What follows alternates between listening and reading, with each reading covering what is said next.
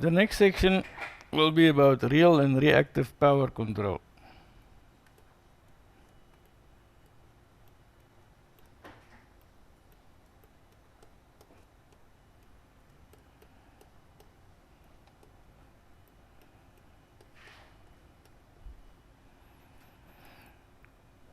When a machine is connected to an infinite bus, its speed and terminal voltage are fixed.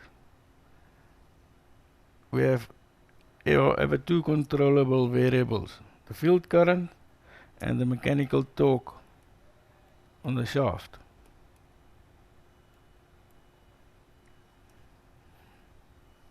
Let's look at an alternator with a leading power factor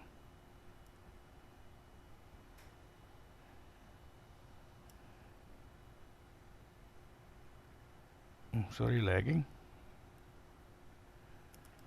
That will be the current and the terminal voltage.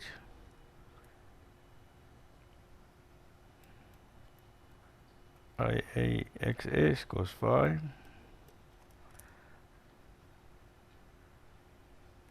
That is the induced EMF. Now if we have a constant power, that will be the loci of IA cos phi, which is this value here, IA cos phi. For a constant power, that will remain the same. If we now, let's say we have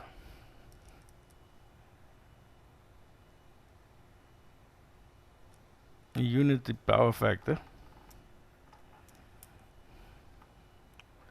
which means it will be that value, then that will be IAXS, and that is the induced EMF and the load angle delta. We can now ever change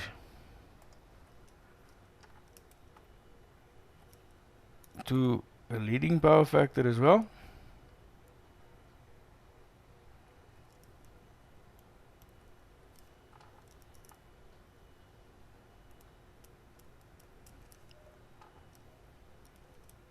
So that the current now lies there with the leading power factor phi.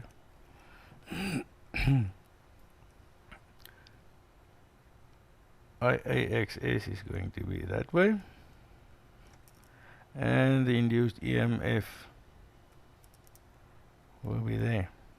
So from this can be seen that for an overexcited alternator with a lagging power factor, E is bigger than V, and for a leading,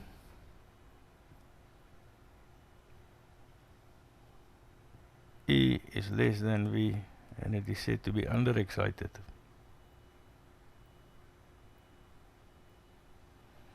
This machine will deliver power to the system, and this one will receive it, the power from the system.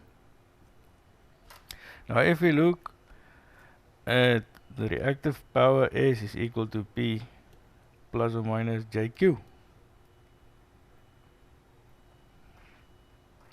and therefore P will be VIA cos phi, and Q will be VIA sin phi.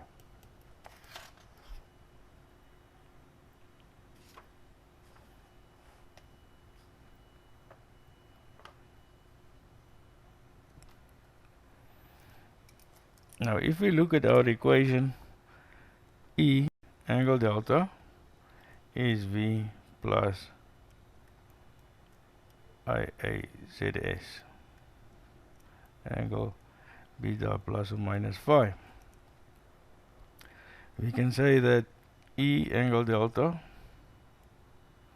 minus V angle 0 divided by ZS angle beta is equal to the current IA at an angle of phi.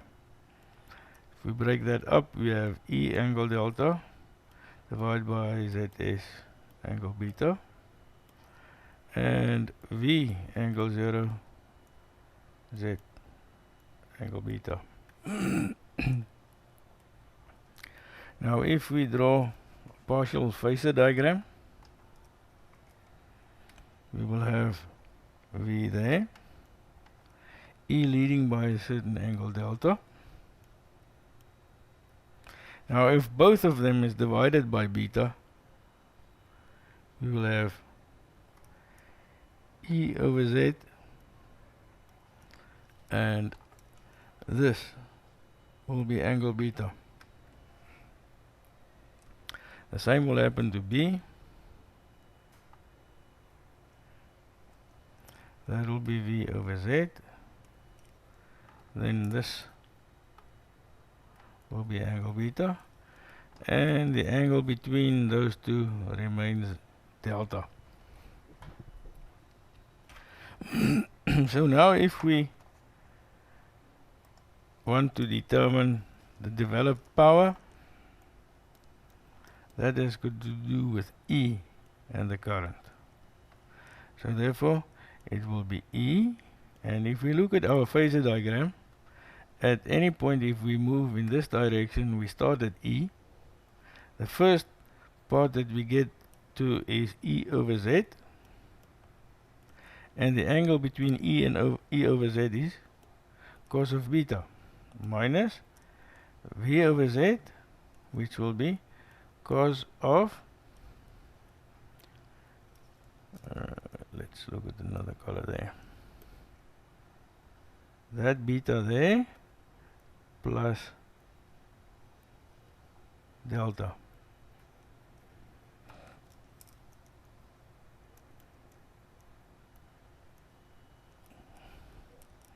That gives us a formula of E squared over Z cos beta minus EV over Z cos beta plus delta.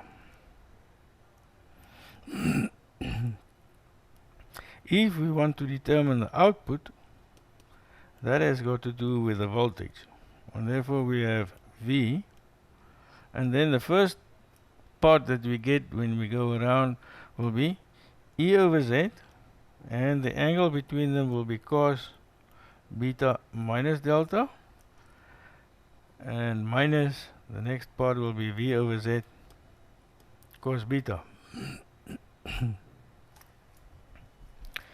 And reactive power Q will be EI sin phi, where this was EI cos phi. So therefore this will become E squared over Z,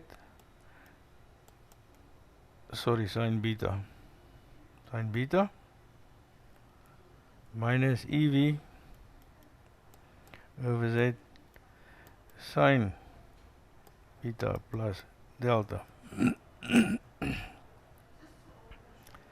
And the output power Q O will be E squared,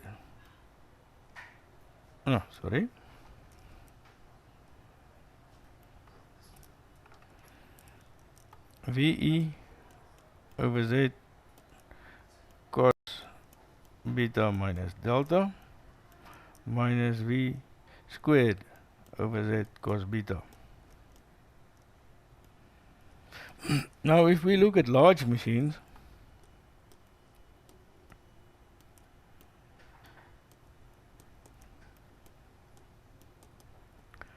R tends to 0, and therefore beta tends to 90 degrees.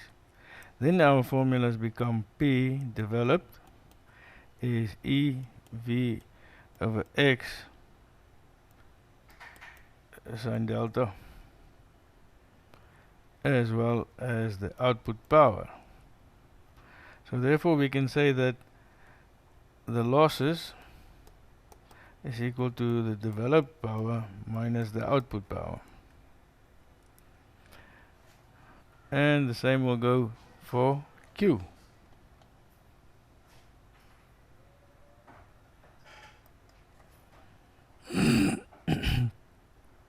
if we look at Q out, that'll be VE over X. Ay, little. That should have been sine. Sorry. Yeah.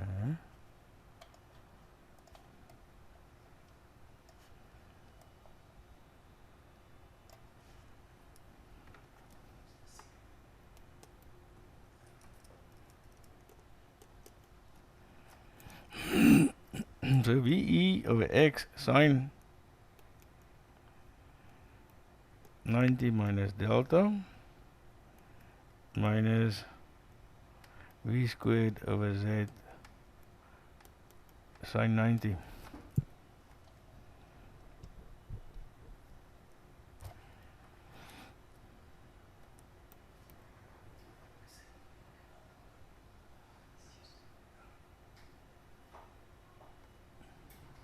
So therefore the sine of 90 minus delta becomes cos delta. So we have VE over X cos delta minus V squared over X.